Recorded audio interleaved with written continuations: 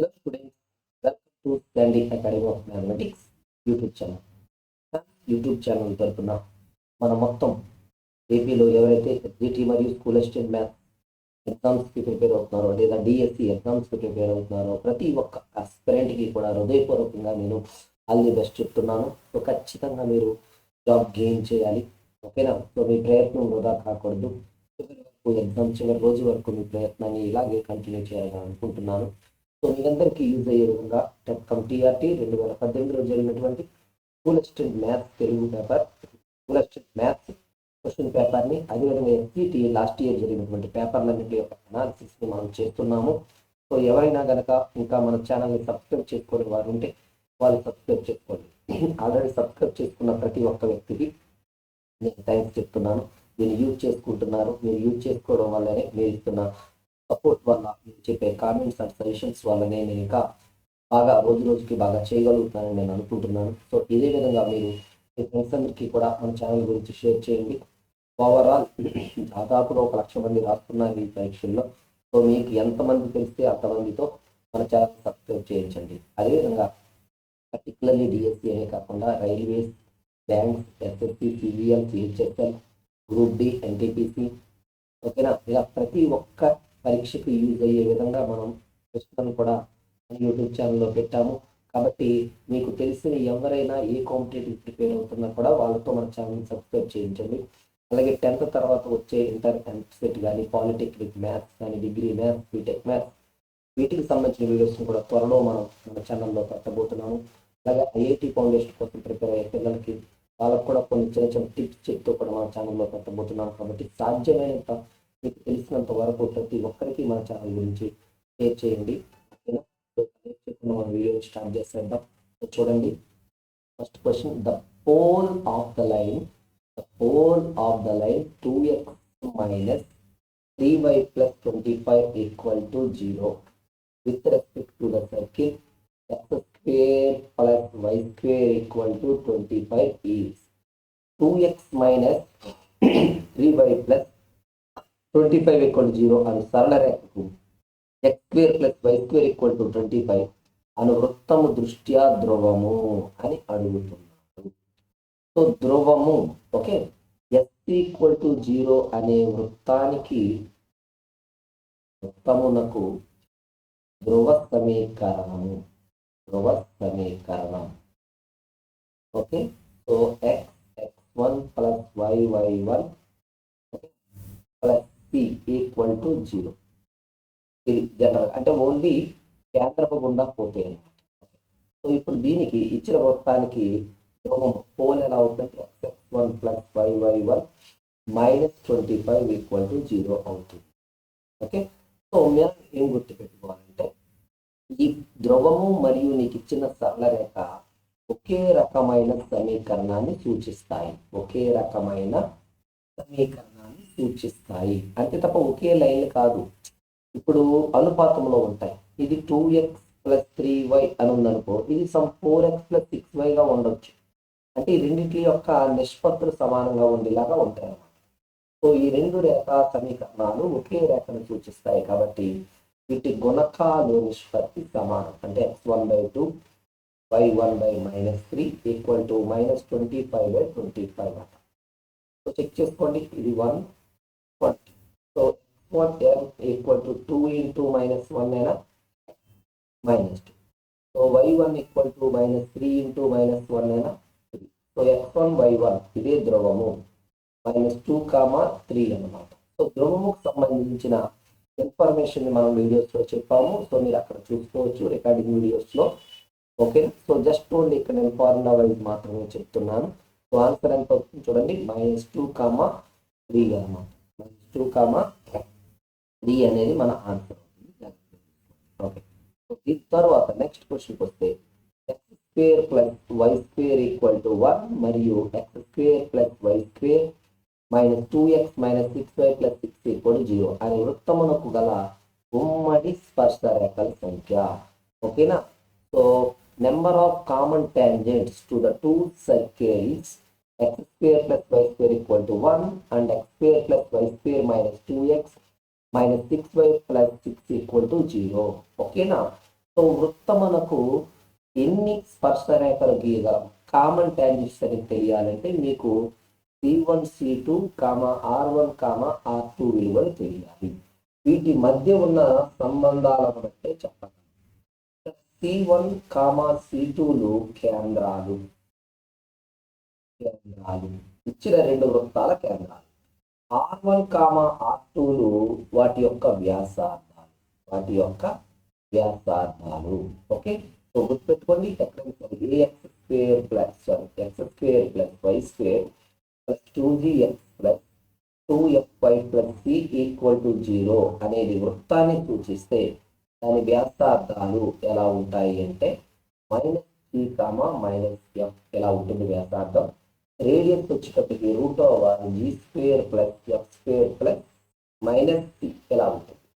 So ఈ సూత్రాలు గుర్తుంటే మీకు చాలు. సో మొదటి సమీకరణాన్ని చూడు, ఇక్కడ g x కానీ y కానీ ఏమీ లేదు. సో c ఒక్కటే ఉంది. సో దాన్ని రాయొచ్చు కదా, x² plus y² minus 1 equal to 0 అనుకుంటే c స్థానంలో ఎంత ఉంది? -1. ఓకే, దీనికి కేంద్రము 0, మొదటి దానికి C1 equal to 0, 0. Next R1 equal to √0² plus 0² minus c. So ఎంత వస్తుంది చూడండి? 1. ఓకేనా? C1 R1 అండి. నెక్స్ట్ C2ని పోల్చండి. ఇదిగోండి, దీన్ని 2gతో పోలిస్తే ఓకేనా, 2g ఈక్వల్ టు -2 అంటే g equal to -1 so center ఏమన్నాం? -g, అక్కడ ఉన్న దానికి పాజిటివ్. అదేవిధంగా ఈ -6yని 2fతో పోలిస్తే f ఈక్వల్ టు -3 సో ఇక్కడ -f కాబట్టి గుర్తు మార్చాలి. Next R2 equal to √g² plus f² minus 3 కాబట్టి 1² ప్లస్ 3² మైనస్ 6 అన్నమాట. ఓకేనా? సో దానికి వచ్చింది చూడండి 2 వచ్చింది. ఓకే, సో తదుపరి మనం చేయాల్సింది కేంద్రాల మధ్య దూరం. 0 - 1 అంటే 1² డైరెక్ట్గా రాసి 0 - 3² √10 రఫ్గా 3.13 రాస్తున్నా. Okay, so R1 plus R2 ఎంతండి? 1 ప్లస్ 2 ఈక్వల్ టు 3. ఓకే, ఇప్పుడు నీకు ఏం జరిగింది చూడు, C1 C2 కన్నా R1 ప్లస్ R2 తక్కువగా ఉంది. అంటే ఏంటి? కేంద్రాల మధ్య దూరం వ్యాసార్థాల మొత్తం కన్నా ఎక్కువ ఉంది. అంటే ఇదిగోండి, నేను ఒకటి ఇది C1 కేంద్రము, ఇది C2 కేంద్రం. సో ఎక్కడి నుంచి ఇక్కడ ఉన్నది R2, ఎక్కడి నుంచి ఇక్కడ ఉన్నది R1 అనుకుంటే ఇది ఈ రెండు వ్యాసార్థాల మొత్తం. కేంద్రాల మధ్య దూరం ఏమైంది? కొంచెం పెరిగింది కదా, ఇది ఎక్కువ ఉంది కదా, అది నేను అంటుంది. సో ఇలా ఉన్నప్పుడు ఇదొక కామన్ టాంజెంట్. నెక్స్ట్ ఇదొక కామన్ టాంజెంట్, రెండిట్లకి టచ్ అవ్వాలి పర్సన్. నెక్స్ట్ ఇది కూడా చూసుకుంటే ఇదొక టాంజెంట్, నెక్స్ట్ ఇలా చూసుకుంటే ఇదొక టాంజెంట్. సో ఎన్ని వస్తాయి ఇప్పుడు నీకు? మొత్తముగా 4 కామన్ టాంజెంట్స్ వస్తాయి. Okay, so C1 C2 greater than R1 plus R2 అయితే కనుక 4 ఉమ్మడి స్పర్శరేఖలు అనేవి రావడం జరుగుతుంది. ఓకేనా? ఇది మీరు మైండ్లో పెట్టుకోవాలి. సో నేను జస్ట్ సబ్జెక్ట్ తెలియని వాళ్ళ కోసం అర్థం అవడానికి డయాగ్రామ్ డ్రా చేశాను అన్నమాట. ఓకే, సో వ్యాసార్థాల మొత్తము కన్నా కేంద్రాల మధ్య దూరం ఎక్కువైనప్పుడు కొంచెం బాహ్యంగా ఉంటాయి. బాహ్యంగా ఉన్నప్పుడు పైన కింద రెండు వెళ్తాయి, ఇలా తిరిగి స్పర్శరేఖ క్రాస్గా ఉన్నవి వెళ్తాయి అన్నమాట. ఓకేనా? అలా 4 మనకి రావడం జరుగుతుంది. ఓకే, సో నెక్స్ట్ తర్వాత y² plus 8x minus 4y equal to 0 అనే పరావలయము యొక్క నాభిలంబము పొడవు ఎంత అంటున్నారు. ఓకే, సో ఎప్పుడైనా సరే లెంత్ ఆఫ్ లాటస్ రెక్టమ్ అని అడిగితే దాని answer 4a. So y² equal to 4ax ఉండొచ్చు, x² ఈక్వల్ టు 4ay ఉండొచ్చు, ప్లస్ ఆర్ మైనస్. అలాగే y minus k whole square equal to plus or minus 4a into x minus h ఉండొచ్చు, ఏదన్నా నీకు అనవసరం. అలాగే x minus h whole square equal to plus or minus 4a into y minus k ఉండవచ్చు. ఎలా ఉన్నా సరే లెంత్ ఆఫ్ లాటస్ రెక్టమ్ దేనికి ఈక్వల్ అవుతుంది? 4aకి ఈక్వల్ అవుతుంది. So first of all we convert the given equation into standard parabolic form. ఇచ్చిన వాటిని పారాబోలిక్ రూపంలో మార్చండి. y² minus 4y equal to minus 8x+4 రాయొచ్చా? ఓకే, ఇది ఎలా ఉంటుంది? y² - 2 × 2 × y ఉంది. అంటే a² - 2ab లా కనబడుతుంది కాబట్టి బోత్ సైడ్స్ 2² యాడ్ చేస్తున్నాం. ఎలా యాడ్ చేస్తాం? సో ఇప్పుడు ఏమైంది? y - 2 whole square. సో ఇక్కడ -8 కామన్ తీస్తే x - 1.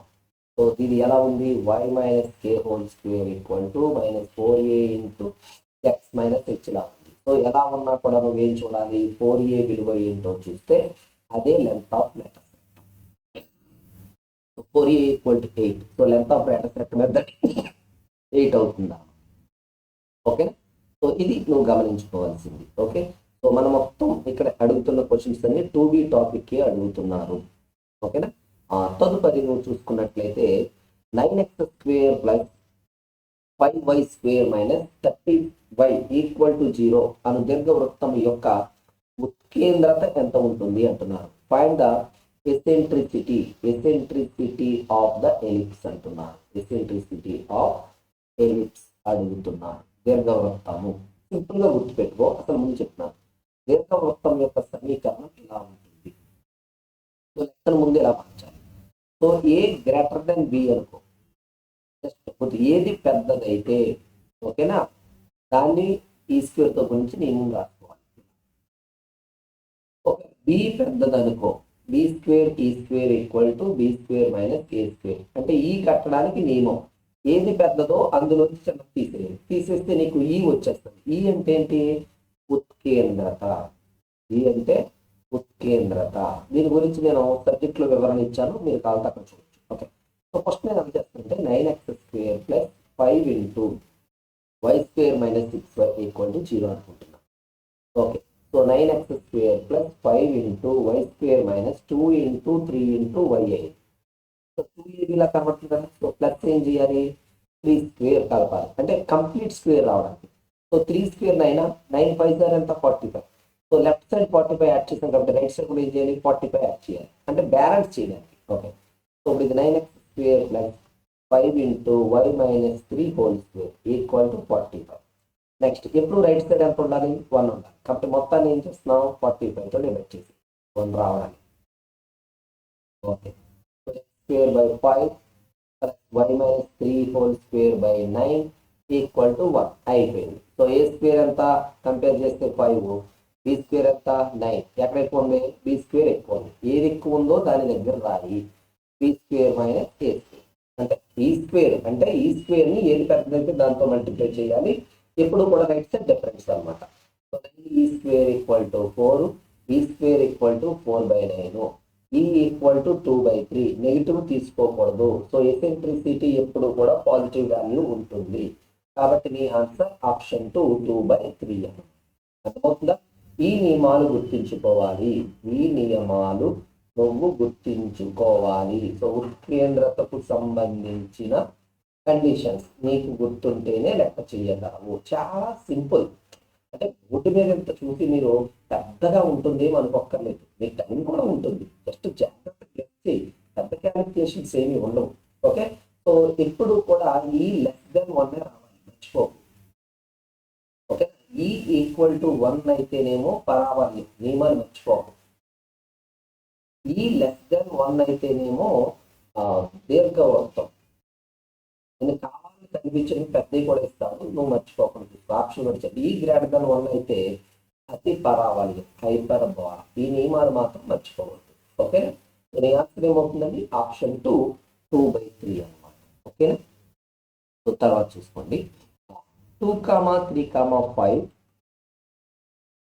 -1, 3, 2, 3, 5, -2 అను బిందువులు శీర్షములుగా గల త్రిభుజమునందలి కోణములు అంటున్నారు.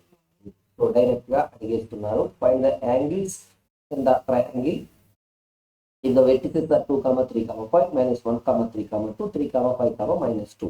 యాక్చువల్లీ ఇది 3D కోఆర్డినేట్స్ అండి. 3D ప్లేన్ లో శీర్షాలుగా ఇస్తారు. సో ఏది ఇచ్చినా నువ్వు ముందు నీకు అర్థం అవ్వాలంటే బిందువుల మధ్య దూరం భుజాలు బట్టి చాలు. దాన్ని బట్టి నీకు కొంచెం ఫ్లో వచ్చేస్తుంది. దాన్ని బట్టి నేను షార్ట్ కట్ చెప్పేస్తాను. ఓకేనా? AB మామూలుగా అయితే x2 - x1 whole square plus y2 - y1 whole square. ఇక్కడ 3 బిందువులు ఉంటాయి కాబట్టి Z2 minus Z1 whole square కూడా రాసి రూట్ వేస్తాం దూరాలు బిందువుల మధ్య దూరాలు. ఓకేనా? సో 2 -1 డైరెక్ట్ గా వేసేస్తున్నాను. 3 స్క్వేర్ 9, 3 - 3 0 రాయక్కర్లేదు. 5 - 2 3 స్క్వేర్ 9 ఎంత వచ్చింది చూడు. రూట్ 2 18 అని రాసేసుకో, మళ్ళీ కన్ఫ్యూజ్ అవుతాం. Next -1 - 3 BC 4 16 4 square 3 - 5 2 square 4 2 -2 plus 2 plus 2 4 square 16 that equal to root 36. Next CA 2 - 3 1 no 1 square 1 no 3 - 5 2 square 4. Next 5 -2 plus 2 7 square 49. So ఎంత వచ్చింది చూడు రూట్ 54. జస్ట్ గెస్ చేయడానికి మేబీ ఇది అయి ఉంటాదేమో అని నువ్వు చెక్ చేయడానికి నేను చెప్తున్న పద్ధతులు. ఓకే, ఇక్కడ గమనిస్తే CA square equal to AB square plus BC square అవుతుంది. అంటే 54 స్క్వేర్ 18 ప్లస్ 36 సరిపోయిందా? అంటే నీకు ఇచ్చింది ఏంటి? లంబకోణ త్రిభుజం. అంటే ఒక భుజము వర్గము మిగిలిన 2 భుజాల వర్గానికి సమన్వయత ఏ త్రిభుజం అవుతుంది? లంబకోణ త్రిభుజము అవుతుంది. CA square equal to AB square plus BC square అన్నారు. So AB root 18, BC root 36, ఇది రూట్ 54. ఓకేనా? సో యాంగిల్ బి ఎంత అవుతుంది? 90. సో మిడిల్లో 90 ఉన్నవి ఉన్నాయి, ఇది ఇది. సో ఆప్షన్ 2 కానీ 4 కానీ జస్ట్ ఒక్కటి చెక్ చేయి. నీకు ఆన్సర్ కాల్స్ ఇచ్చేప్పుడు కాస్ ఏ. కాస్ థీటా అంటే ఏంటి? ఎడ్జసెంట్ ఆసన్న భుజము బై కర్ణము అంటాం. అంతేనా? ఆసన్న భుజము బై కర్ణము. ఏకి ఎదురు రూట్ 36, ఆసన్నం రూట్ 18 బై రూట్ 54 అంటే 1/3 ఏనా? 1/√3. Okay, so A equal to cos inverse 1/√3. So మొత్తం కట్టక్కర్లేదేమో చూడు, ఆప్షన్ 4లోనే ఉంది కదా, మళ్ళీ ఆప్షన్ 2 ఎందుకు కట్టడం? Time waste. ఓకేనా? ఏ తెలుసు, బి తెలుసు, ఆల్మోస్ట్ సి కట్టక్కర్లేదు కదా, అదే అనమాట. ఓకేనా? సో నీకు ఎప్పుడైనా సరే కోణాలు తెలియాలంటే కొంతమంది సదిశలను ఉపయోగించి చేస్తారు. ఓకేనా? అంటే ఏంటి? ఓఏ ఓబి ఓసి అనుకుని ఏబి బీసీ సిఎల్ కట్టి ఆ సదిశల ఆధారంగా చేస్తారు, లేదా డైరెక్షన్ క్వశ్చన్స్ అంటాం కదా, దాని ప్రకారమైన చేస్తారు. నేను దాన్ని అలా చేయకుండా డైరెక్ట్ గా బిందువుల మధ్య దూరాలు చూసుకుని ఇది ఏ త్రిభుజం అవుతుందో చెక్ చేశాను. అది కూడా ఎందుకు చేశాను సార్ అంటే అందులో 3 చోట్ల 90లు కనబడ్డాయి, 3 90. సో 90లు ఎప్పుడైతే కనబట్టి దాన్ని బట్టి మనం ఆన్సర్ పిక్ చేయించాం. సరిపోతుందా సార్? మరి ఎలా క్యాలిక్యులేషన్ చేయకుండా చెప్పలేమా సార్ అంటే చెప్పొచ్చండి. ఇది 1, ఇది రూట్ 2 రేషియో పెడితే ఇలా వస్తున్నాయి రేషియో 1:√2:√3 అనుకో. మరి sin 30 sin 60 చేస్తే మనం రేషియోలు ఎప్పుడు ఎలా ఉంటాయంటే వాటి సైన్ కోణాల నిష్పత్తులు ఉంటాయి, భుజాల నిష్పత్తి. sin 30 1/2 ఇది అవ్వాలంటే ఇదేమో sin 60 √3/2, sin 90 1. మరి అవుతుందా? 1:√3:2లా లేవు కదా. ఓకేనా? ఎక్కడ లేదు కదా, కాబట్టి 30 60 90 లేదు. వీటిలో ఏదైనా మీరు కావాలంటే చేసుకోవచ్చు. కాస్ యాంగిల్ 1/√5, ఇది కాస్ యాంగిల్ 1/√3 అయితే సైన్ యాంగిల్ ఎంత అవుతుంది? సైన్ యాంగిల్ ఎంత అవుతుందంటే 2/√3 √3/2 వస్తుంది ఒకటి. ఓకే, దీన్ని చేసుకుంటే 1/2 వస్తుంది, అలా అన్నమాట. అప్పుడు సరిపోతాయి. ఓకే, సో నేను అదేమి అంత లెక్క లేదు, మీకు అర్థం అవ్వాలని కొంచెం క్లూ ఇస్తున్నాను, అలా కూడా చెక్ చేయొచ్చు. ఓకే, సో ఇది అర్థమైతే ఇలాగే చూసుకోండి. ఓకేనా?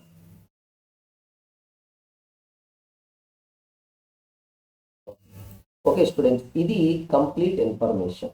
ఓకే, సో మనకి పోల్ అడిగారు, 2B సర్కిల్స్, కామన్ టాంజెంట్స్ ఇది సర్కిల్సే, ఇది పెరాబోలా 2Bకి సంబంధించింది. ఓకేనా? తర్వాత దీర్ఘవృత్తం అడిగారు, తర్వాత చూసుకుంటే 3D అడిగారు. చూసుకున్నారు కదా మరి మీకు ఎలా వస్తున్నాయో క్వశ్చన్స్ అని. డైరెక్ట్ క్వశ్చన్స్ అడుగుతున్నారు సూత్రం ప్రకారం, బట్ మీరు ఫాస్ట్గా చేయగలగాలి. ఫార్ములాలు గుర్తుంటే ఏదైనా చేయవచ్చు. ఓకేనా స్టూడెంట్స్, ఇది 95 to 100 వరకు ఉన్నటువంటి క్వశ్చన్స్ యొక్క కంప్లీట్ ఇన్ఫర్మేషన్. ఓకేనా? సో మీకు ఈ వీడియో నచ్చితే లైక్ చేయండి, మీ ఫ్రెండ్స్ అందరికీ షేర్ చేయండి. ఇంకా మన ఛానల్ ఎవరైనా సబ్స్క్రైబ్ చేసుకోకపోతే వెంటనే సబ్స్క్రైబ్ చేసుకోండి. అయితే ఇంకా చెప్తూనే ఉన్నాము, చాలా మంది రెస్పాండ్ అవుతున్నారు, మరలా చెప్తున్నాను. ఓకే, సో నేను మొత్తం ఇక్కడ 14 టాపిక్స్ స్క్రీన్ మీద చూపించడం జరిగింది.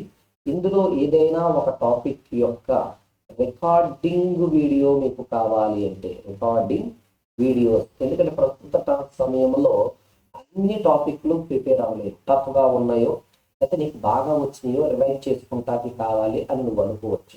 అలా అనుకున్నప్పుడు నువ్వు స్కూల్ అసిస్టెంట్ మ్యాథ్స్ అయితే ఒక్క టాపిక్కి 350 రూపాయలు పే చేసి